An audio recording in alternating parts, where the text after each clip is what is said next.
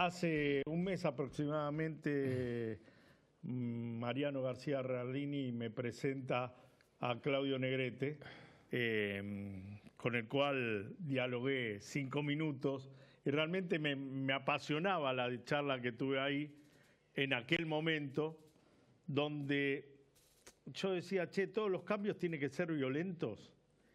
Y Claudio me decía, mirá, desde donde veníamos, es natural que la respuesta sea violenta o no violenta, pero con el cariz que asoma y quiere implementar el gobierno de Javier Milei.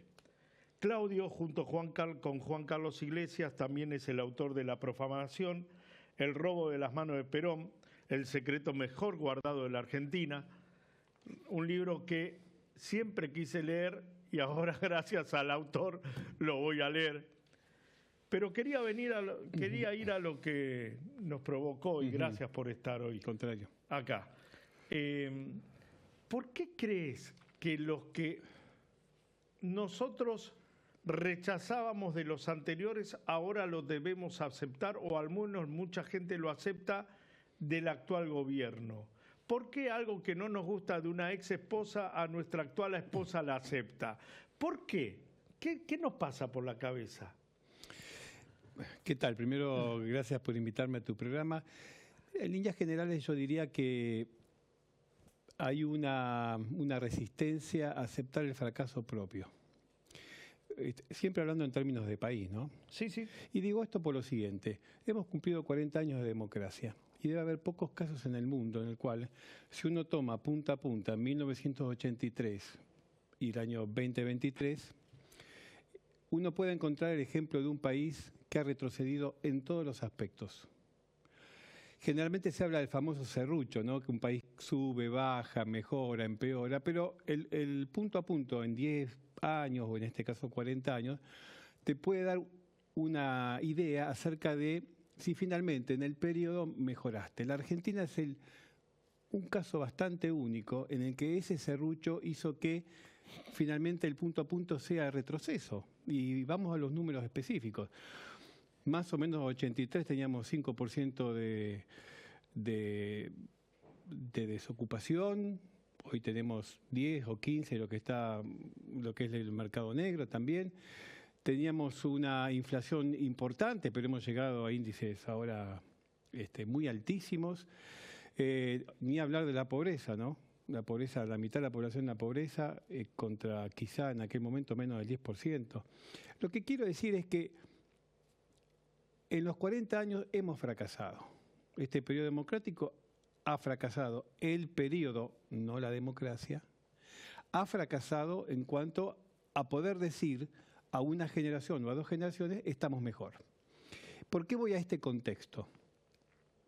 Porque cuando fueron los 40 años, Alejandro, yo estuve viendo casi todas las entrevistas y las notas informativas, investigaciones que se hicieron, y los protagonistas de estos 40 años, en todos los niveles, no solamente políticos, siempre hablaban de dónde estaban en el 83, de lo que hicieron.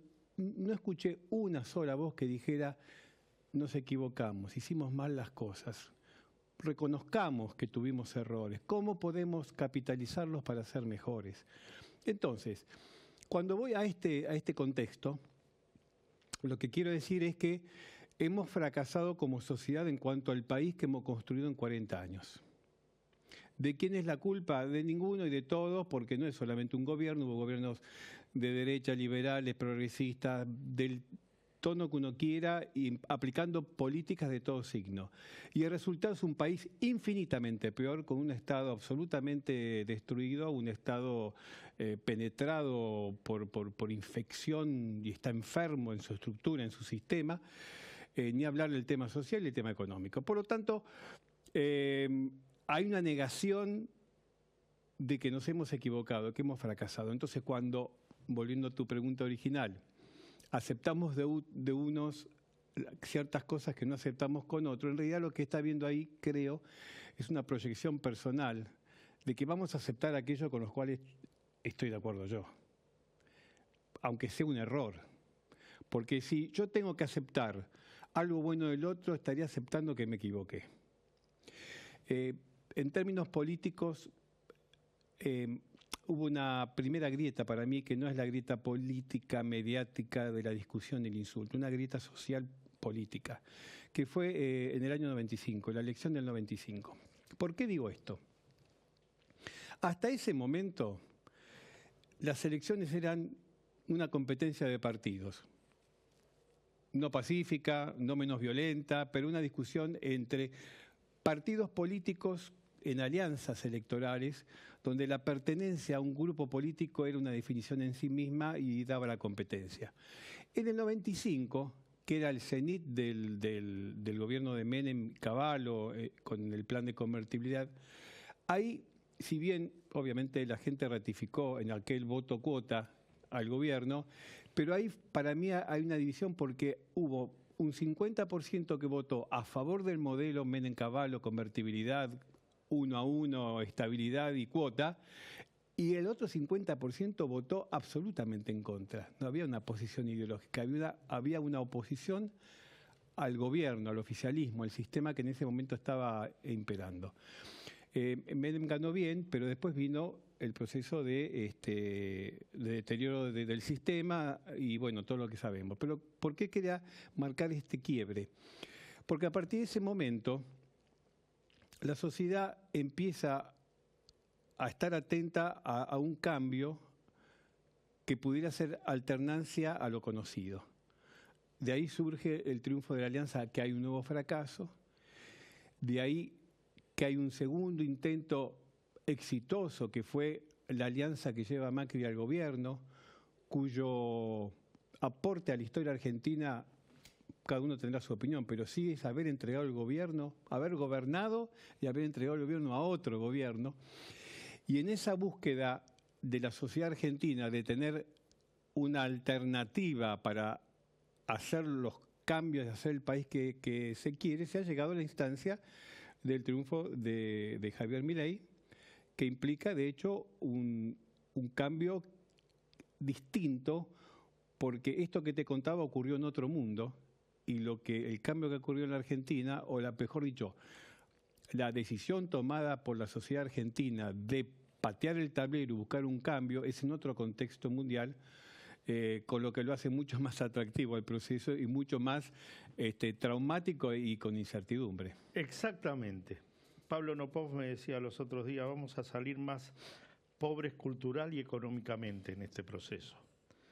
Y yo no sé si puedo ser tan taxativo o no. Lo que sí yo vengo advirtiendo desde todos los años que analizo, que comprendo algo o no, es que siempre después del proceso te decían, no, los primeros años fueron magníficos, pero después la cagó. Sí, ¿no? La responsabilidad del otro. Entonces, yo al revés, siempre advierto, no, en los primeros años están fijando los palotes para después cagarte. ¿Por qué esto, que es tan básico, no puede ser advertido? Sí, yo lo que te diría también es que hay ciertas verdades instaladas que son falacias o verdades a medias, ¿no? Por ejemplo, ser oposición. No ahora, en todo siempre. el periodo democrático. Ser gobierno o ser oposición. En realidad, gobiernos son todos. Yo digo que no son oficialistas, no que exactamente, no son del partido gobernante, que el partido gobernante o la fuerza gobernante tiene la responsabilidad no menor de marcar los palotes, de marcar hacia dónde se va, de tomar decisiones. Pero el sistema democrático hace que todas las fuerzas políticas que tienen representación parlamentaria en los cuerpos legislativos o en los ejecutivos son los que gobiernan, no los que no gobiernan. La oposición es parte del gobierno. ¿De qué manera? Teniendo un proyecto alternativo, pudiendo imponer una ley. Proponiendo cambios a los proyectos del oficialismo. Exactamente. ¿Por qué no pedir una reunión al presidente de turno para llevarle ideas, propuestas? Pero viste que los presidentes de turno... Está bien, pero la oposición... Dejó de aceptar está bien, porque por esa visión de que el que gana me toca a mí. Yo tengo la lapicera y tengo el poder. Y eso vuelvo a lo que te decía recién, es relativo. Es decir, el que gana tiene la máxima responsabilidad y están todos que indique hacia dónde va su gestión. Los que no ganaron y están sentados institucionalmente en el poder de la República, gobiernan también, gobiernan desde otro lugar. Gobiernan, me refiero, inciden en el gobierno del país. No pensemos en la ruta Casa Rosada-Congreso. Sí. Es decir, es altísima la responsabilidad de la oposición, sobre todo cuando hay parlamentos fraccionados, son los que quizá tienen más capacidad de negociación y de gestión. Entonces, una primera premisa es que hay un gobierno que tiene toda la responsabilidad y una oposición que no tiene ninguna responsabilidad. No, señores. Lo que yo te contaba antes de los 40 años es, hemos todos construido un país peor, con distintas responsabilidades. Los que hemos votado, hemos decidido en su momento. Los que han sido oposición en su momento, también. Y los que fueron gobierno, más todavía. Entonces, esa falacia es que el país se construye entre todos. Es imposible pensar que si yo perdí y el otro está en el gobierno, vamos a ver cómo le va. Y si le va mal, me toca a mí. Y después me toca a mí, y por eso la discusión, y acá vamos a otro tema que hablamos, la discusión del relato, la discusión de quién maneja la información. Porque el que tiene mayor influencia en la información puede lograr imponer una forma de explicar si le va bien o mal. ¿Estás claro? Sí, entonces, por supuesto, te sigo, ¿no?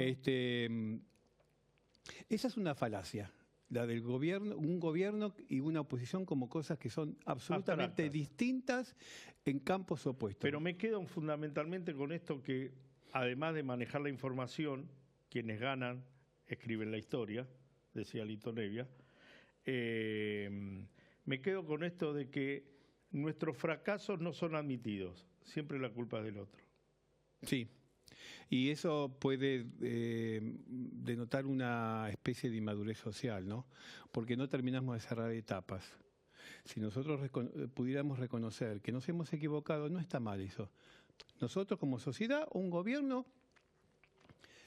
¿qué político en general? Me queda un minuto. ¿O qué gobierno legítimamente y frontalmente con la gente dice, les pido perdón? ¿Quién pidió perdón acá por una equivocación? Es humano equivocarse en una decisión política.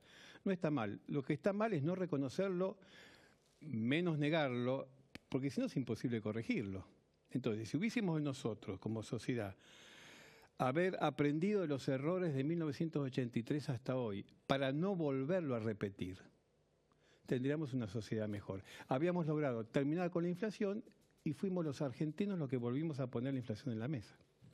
Claudio, gracias por tu tiempo, gracias por venir acá. Sé que estás a las corridas, gracias por estos minutos que me dispensás.